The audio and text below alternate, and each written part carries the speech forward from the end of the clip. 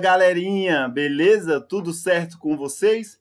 Inicialmente eu quero dizer que é um prazer inenarrável estabelecer esse contato virtual com vocês e hoje nós vamos estudar multiplicação de números inteiros. De antemão, vamos relembrar o que é um número inteiro?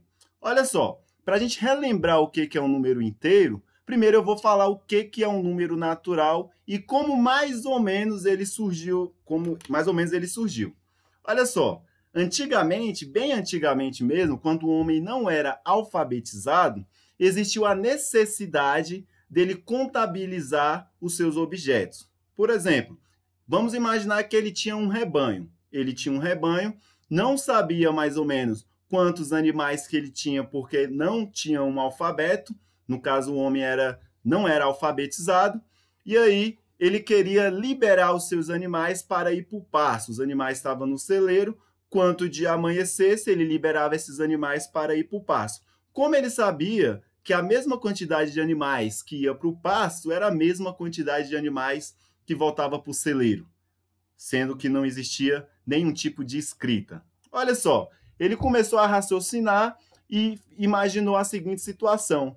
Eu vou pegar por exemplo, vou pegar uma pedra e vou fazer o seguinte: todo animal que for para o pasto, eu vou pegar uma pedra e colocar dentro de uma sacolinha, certo? Então, o primeiro animal foi para o pasto, ele pegou uma pedra, colocou dentro de uma sacolinha e relacionou ao primeiro animal que foi. O segundo foi, ele colocou outra pedra, o terceiro foi outra pedra, e assim sucessivamente, até acabar todos os seus animais. No final do dia, ele pegava esses animais e recolhia esses animais no celeiro. Então, olha só, toda vez que um voltava para o celeiro, ele pegava essa pedra, descartava ela e verificava se a mesma quantidade de animais que foi para o pasto seria a mesma quantidade de animais que voltou para o pasto. Então, ele começou a ter a noção de quantidade. Então, a partir do momento que ele teve essa noção de quantidade, começou a existir o conjunto dos números naturais. E o conjunto dos números naturais são quais? 0, 1, 2, 3, 4, 5, 6 e assim infinitamente.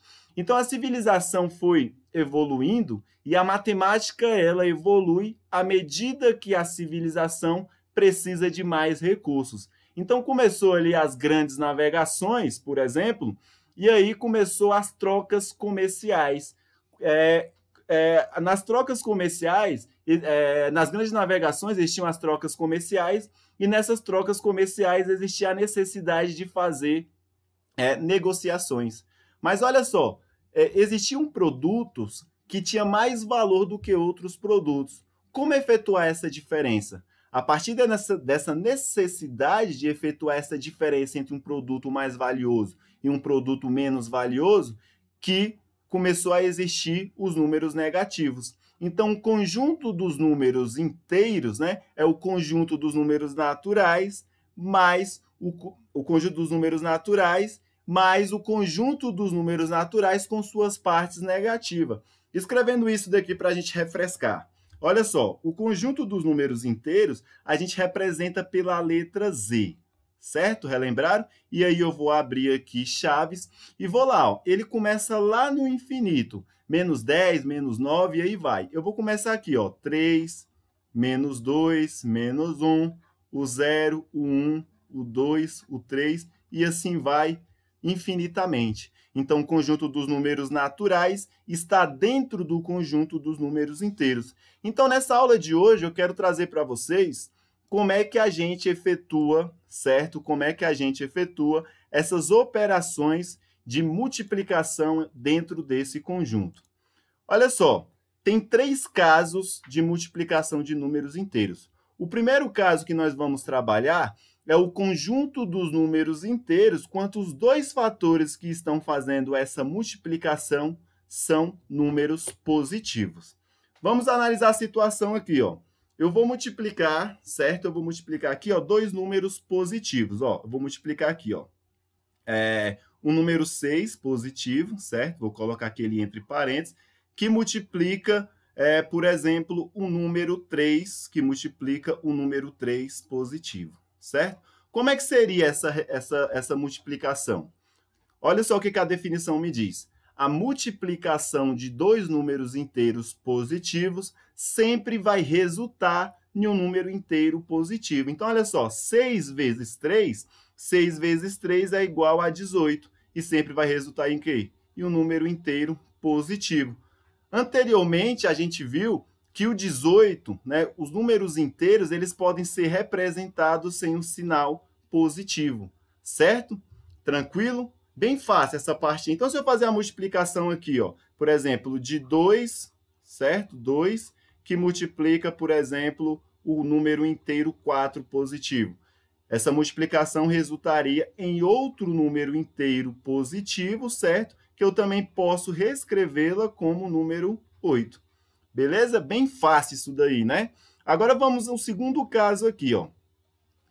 Segundo caso, um fator é um número inteiro positivo e o outro é um número inteiro negativo.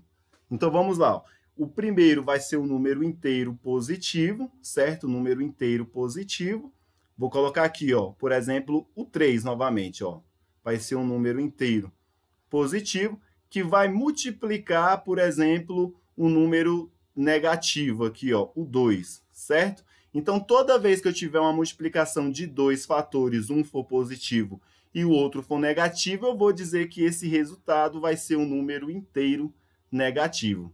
Certo? Tá, mas por que é isso daí? Tem alguma lógica nesse raciocínio? Olha só, o número 3 vezes o número 2 é a mesma coisa da soma do número 2 3 vezes. Hã? Beleza? Não? Então vamos escrever aqui, ó. 3 vezes 2, olha só, 3 vezes 2 também pode ser representado somando o 2 3 vezes. Como assim, professor? Olha só, eu vou somar o 2 a primeira vez, vou somar o 2 a segunda vez e vou somar o 2 pela terceira vez. Olha só, não é 3 vezes o número 2? Então, aqui tem 3 vezes a soma do número 2. Então, olha só, lembra que eu falei na aula anterior? Toda vez que eu tiver um sinal de menos, olha só, quando aqui não tem nada, eu digo que tem um sinal de mais, certo?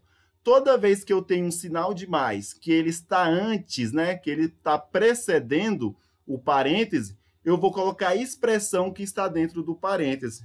Lembrou dessa parte? Então, olha só, eu vou escrever do jeitinho que ele está aqui, ó, o menos 2. Aqui acontece a mesma coisa. Toda vez que eu tiver um sinal de mais que está precedendo um sinal de menos, né, um parêntese que está precedendo um sinal... toda vez que eu tiver um sinal de mais que precede uma expressão que está dentro de parênteses, eu escrevo a expressão do jeitinho que ela está lá dentro. Mais uma vez, toda vez que eu tiver um sinal de mais que está antes de uma expressão que está escrita dentro de parênteses, a expressão fica exatamente aquela que está dentro do parênteses. Agora, olha só, eu vou imaginar esses números negativos como se eles fossem dívidas. Eu devo R$2 para uma pessoa e devo R$2 para outra pessoa. Então, eu devo o quê? R$4. Eu vou lá e devo mais R$2 para outra pessoa. A soma da minha dívida vai ser o quê? Vai ser menos 6. Então, por isso que eu coloquei aqui, ó, esse sinal de mais.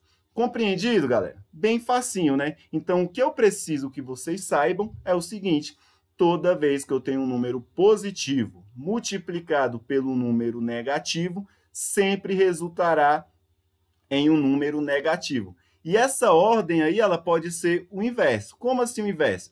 Pode ser tanto faz 3 vezes menos 2, ou então menos 2 vezes 3. Sempre o resultado vai ser o quê? Um número negativo. E aí a gente parte para o terceiro caso. Os dois fatores são números inteiros negativos. Olha só, toda vez que eu tiver a multiplicação de dois números inteiros negativos, vai resultar em um número inteiro positivo. Fixar isso daí? Então, olha só, eu tenho uma multiplicação de dois números inteiros negativos. Ó, eu vou colocar aqui, ó, menos 2, certo? Que multiplica menos 2. Então, olha só, toda vez que eu tiver a multiplicação de dois números inteiros negativos, a minha expressão vai resultar em quê? Em um número inteiro positivo. Beleza? Ah, professor, mas por que é dessa forma? Por que que é dessa forma? Vamos pensar por que que é dessa forma? Olha só, eu vou multiplicar, certo? O menos 2 por ele mesmo duas vezes. Então, vai ficar da seguinte maneira, ó. Eu tenho o menos 2, que eu vou escrever ele aqui embaixo, que multiplica o menos 2. Se eu escrever direito, que ficou muito feio, que ficou o menos 2. Essa multiplicação vai ser o quê? Vai ser o quê, ó? Vai ser o menos 2, certo? Que multiplica o menos 2 duas vezes. Olha só, toda vez que eu tiver um sinal de menos, que ele está antes de uma expressão que está entre parênteses, o que que eu faço? Eu troco o sinal. Então, esse 2 aqui, ó, ele vai ficar positivo, certo? E a mesma coisa acontece para esse outro lado da expressão. É um sinal de menos que precede, que está antes, né, de uma expressão de parênteses, eu troco o sinal. Então, isso daqui fica 2 mais 2, que resulta no número 4 positivo. Beleza? Certinho, fácil e simples de entender, né, galera? Agora, olha só, depois de estudar essa parte, nós vamos passar para as propriedades da multiplicação. A multiplicação ela tem, ao todo, 5 propriedades, né? A multiplicação de números inteiros. A primeira propriedade, ele fala o seguinte: o produto de dois números inteiros é sempre um número inteiro. Não importa qual número que eu multiplique, que esteja dentro do conjunto dos números inteiros, a resposta sempre vai ser um número inteiro. Olha só, se eu tiver aqui, ó, mais 3, certo? Que multiplica menos 7. Isso daqui é como a gente, como eu havia dito anteriormente, a multiplicação de um número inteiro positivo pelo número inteiro negativo vai resultar sempre um número inteiro negativo. O 21, ele está dentro do conjunto dos números inteiros? Tá, não tá? Então, por isso que essa propriedade, ela enfatiza isso daí, que o produto de dois números inteiros é sempre um número inteiro, certo? Por que eu falo isso? Porque o conjunto dos números reais, certo? O conjunto dos números reais, ele tem vários outros subconjuntos. Ele tem os naturais, eles têm os inteiros, eles têm os racionais, eles têm os irracionais, certo? Então, toda vez que eu multiplico dois números inteiros, sempre vai resultar em um número inteiro. O que a segunda propriedade ela fala? Propriedade comutativa. A ordem dos fatores não altera o produto. Lembrando que a palavra produto significa multiplicação. Então, olha só, se eu multiplicar aqui, ó, mais 3, certo? Que multiplica, por exemplo, menos 5. Mais 3 com menos 5, mais 3 vezes menos 5 resulta em menos 15. Mais com menos dá menos, certo? Olha, deu esse resultado aqui, menos 15. Se eu multiplicar, olha só, menos 5 vezes mais 3 vai resultar em menos 15. Então, essa propriedade eu falo que ela é a propriedade comutativa. Então, na multiplicação de números inteiros, a ordem dos fatores não altera o resultado. Tanto faz se eu multiplicar de frente para trás ou de trás para frente, o resultado sempre vai dar o mesmo, beleza? Agora, olha só. Associando-se os fatores de maneira diferente, obtém-se o mesmo produto. O que isso está querendo me dizer? Vamos ver? Olha só, eu vou ter uma multiplicação que ela é da seguinte maneira aqui, ó. 3 vezes 7 vezes 10. Certo? O que eu vou fazer? Vou multiplicar esses dois aqui, ó. 3 vezes 7. 3 vezes 7 vai dar 21. E agora o resultado eu vou multiplicar por 10. 21 vezes 10 dá 210. Então, eu associei primeiro 3 vezes 7, que deu 21, e por final multipliquei ele por 10, que deu 210. Agora eu vou fazer de outra maneira. Observem bem. Eu vou continuar multiplicando aqueles mesmos números, 3 vezes 7, que multiplica o 10, mas só que agora eu vou associar eles de maneira diferente. Que maneira diferente vai ser essa? Eu vou fazer a multiplicação desses dois e depois eu vou multiplicar pelo número 3. Olha só, 3 daqui, que vai multiplicar esse resultado. 7 vezes 10, 70. 3 vezes 70 também dá 210. Essa propriedade se chama propriedade associativa. Tranquilo? Bem facinho, né? Vamos evoluir aí agora aí, ó. A quarta propriedade. O número 1 positivo é o elemento neutro da multiplicação. O que é um elemento neutro da multiplicação? É aquele elemento que tanto faz. Ou seja, qual é o número que eu multiplico, certo, por outro número que sempre vai resultar nesse meu primeiro número? Hã? O quê? O que você falou, professor? Não, né? Não deu para entender nada, né? Agora vamos aqui, ó. Se eu multiplicar aqui, ó, 21 vezes 1 vai resultar em quê? Em 21. Se eu multiplicar, por exemplo, aqui, ó, 10 vezes 1, dá 10. Se eu multiplicar, por exemplo, 1 milhão. 1 milhão vezes 1, vai dar o quê? Vai dar também 1 milhão. Coloquei um zero a mais aí, né? Vai dar 1 milhão. Então, olha só, por que ele é chamado de elemento neutro? Porque ele não influencia em nada. Então, o número 1, dentro da multiplicação, o número 1 positivo, porque o negativo ele influencia. Toda vez que eu multiplico um fator pelo número 1, sempre vai resultar no número inicial. Agora, olha só, quinta e última propriedade, que é chamada de propriedade distributiva. A propriedade distributiva ela funciona da seguinte maneira. Eu vou ter o número 8, certo? Que ele vai multiplicar aqui, ó, 2 mais 5, por exemplo. A propriedade da distributiva, ela funciona da seguinte maneira, ó.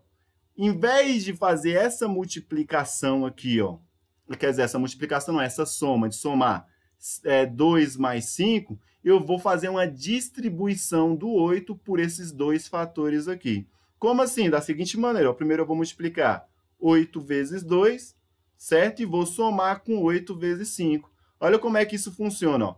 8 vezes 2 dá igual a 16. Esse sinal de mais eu vou baixar. Agora eu vou multiplicar 8 vezes 5, que dá 40. Que resultado dá isso daqui? 56. Agora, se eu fizesse isso daqui de outro modo, eu vou somar esse número aqui, ó. 2 mais 5 dá 7. 7 vezes 8 dá 56. Mas dessa forma que nós reorganizamos, essa propriedade é a propriedade distributiva.